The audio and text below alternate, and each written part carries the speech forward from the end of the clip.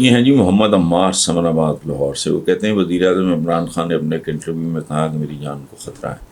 کیا عمران خان کا خدشہ درست ہے؟ اللہ نہ کرے درست ہو، لیکن امکانات کی بات تو بہرحال ہوتی رہتی ہے.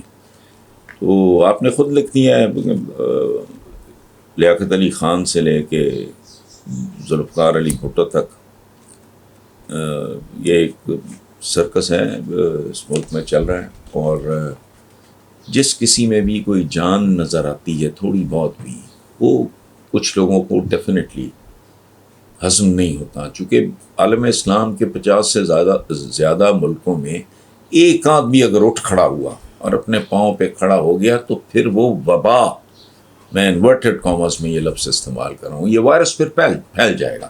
اس کا کوئی بندہ بھی کوئی اور عالمی طاقت اس کا رسک لینے کو تیار نہیں ہے. وہ انگریزی کا ایک محاورہ ہے نپ دا ایول ان دا بڈ، تو وہ تو ایول ہی سمجھتے ہیں نا اس طرح کے بندے کو. اور آپ دیکھو جتنے بھی لوگ ہیں، شاہ فیصل، اور بیسیکلی بھٹو نے کون سی ایسی کو توپ چلائی تھی.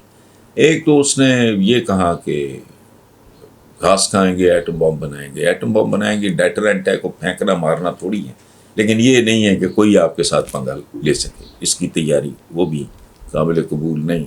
وہ پریسلر ترامیم وہ جو بعد میں ہوئی، وہ سارا کچھ اس کے بعد شاہ فیصل کو میں تو سچی بات ہے عمران کے ساتھ ساتھ MBS کی بھی، یہ محمد بن سلمان ہیں کراؤن پرنس سعودی عربیہ کے، تو بہرحال دعا کریں اللہ خیر کرے. باقی تاریخ آپ کے سامنے ہے.